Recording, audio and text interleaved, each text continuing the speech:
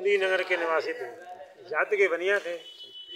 अतः वर्ण धर्मानुसार व्यापार करते हुए भगवत भक्ति के साधना करते थे। अपनी पीठ पर नमक मिर्च गुड़ आदि की गठरी लाद कर गाँवों में फ्री लगाते थे। कुछ नगद पैसे कुछ अनाज मिलता।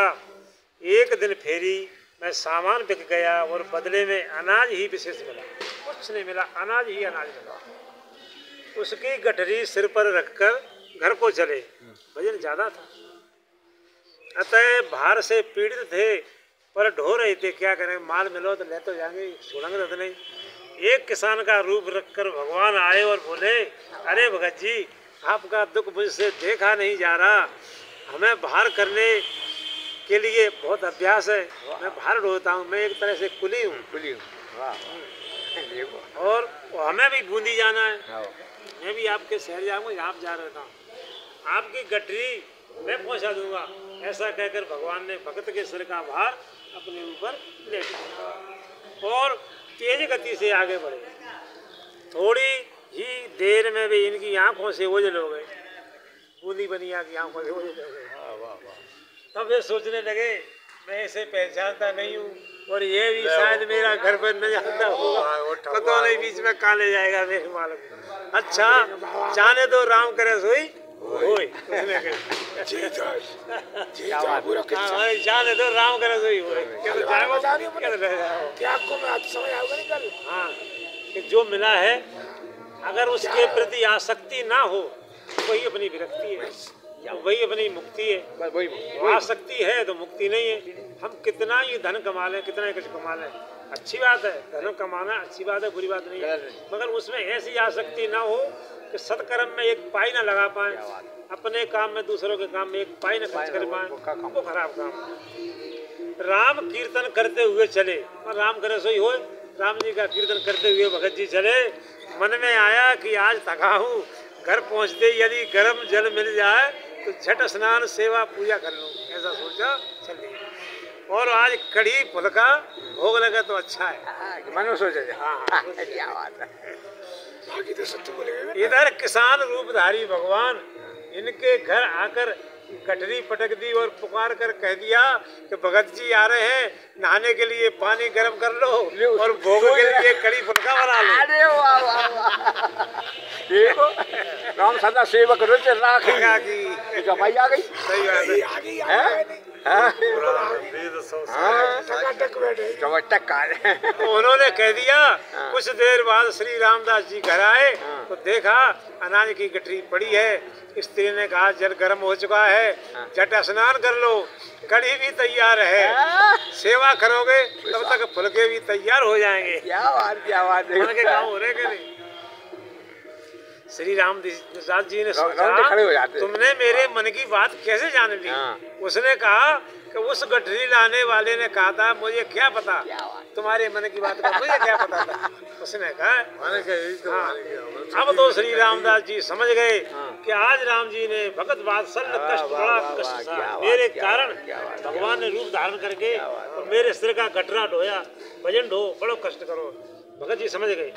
ध्यान किया तो प्रभु ने प्रसन्न होकर कहा, तुम नित्य संत सेवा के लिए इतना श्रम करते हो, मैंने तुम्हारी थोड़ी सी सहायता कर दी, इसमें क्या बिगड़ गया मेरा। भगवान ने कहा, अरे भक्त की आंखें भर आई। आपने स्त्री से पूछा, तूने उस गठरी लाने वाले को देखा था क्या। उसने कहा, मैं तो भीतर थी। उसने शब्द अवश्य ही अति मधुर बोले थे। मैं तो भीतर काम कर रही, मैंने मीठी वाणी में कहा कि सेठ जी आ ही रहे हैं और तुम गर्म पानी कर देना, कड़ी फुल्का बना देना। शकल नहीं दिखाई, शकल नहीं देखी मैंने। आपने कहा कि साक्षात भगवान ही थे, तभी तो उन्होंने मेरे मन की बात जान ली। वे संत सेवा से अति संतुष्ट होते हैं।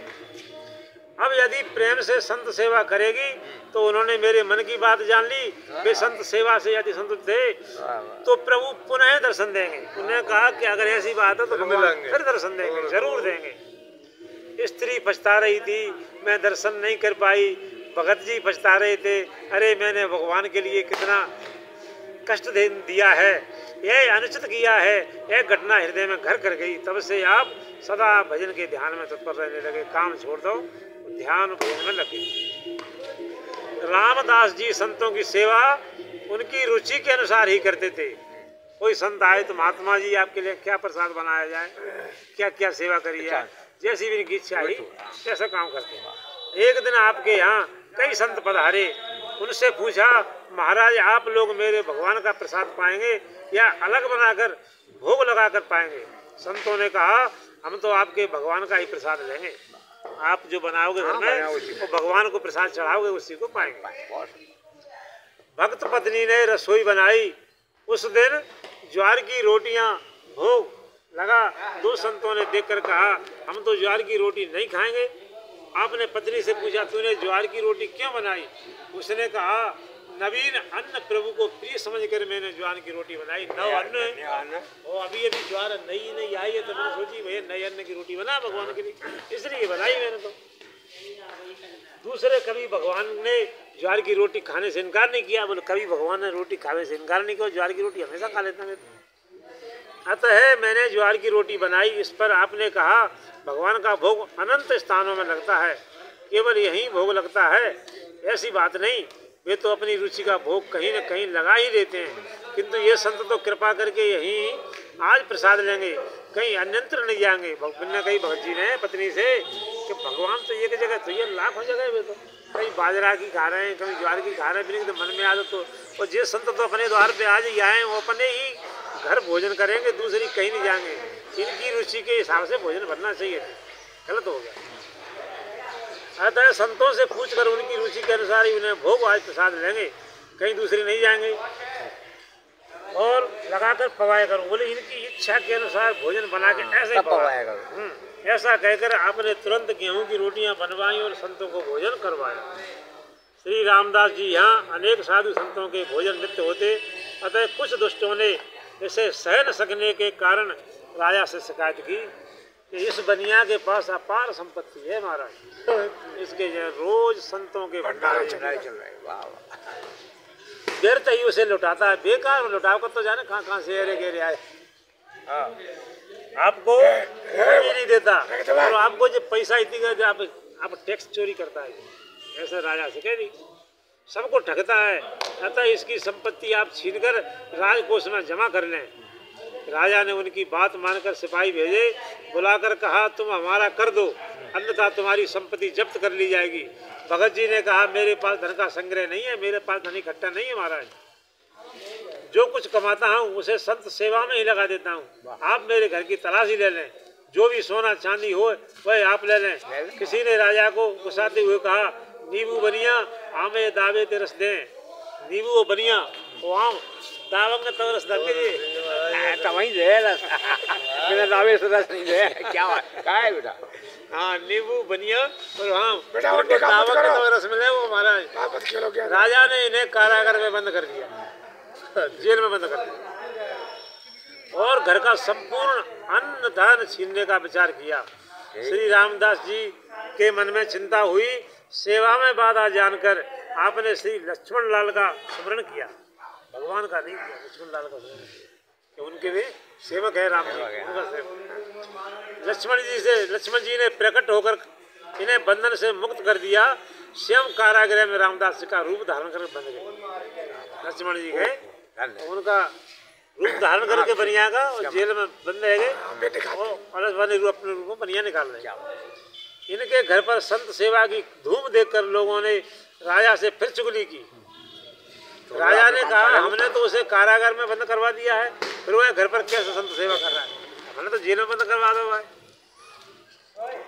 राजा ने सिपाहियों से कारागार में जाकर देखने के लिए कहा, तो वहां जाकर देखा तो रामदास बंद थे। फिर शिकायत करने वालों के साथ जाकर उनके घर पर देखा तो दोनों जगह पर रामदास में भोजन चल रहे हैं। क्या बात है ये देखो। यह सुनकर राजा ने दोनों को दरबार में हाजिर करने का हुक्म दिया। दरबार में आते आते लक्ष्मण जी अंतर ध्यान हो गए। रहस्य जानकर राजा आपके चरणों में पड़ गया, अपराध क्षमा के लिए विनती करने लगा। आजीवन आपने संत सेवा व्रत निभाया। आपसे प्रेरणा प्राप्त कर राजा प्रजा सभी ने भक्त भगवंत सेवा का नियम ले लिया। कृपा की न होती आदत तुम्हारी, तो सुनी ही रहती अदालत तुम्हारी। गरीबों के दिल में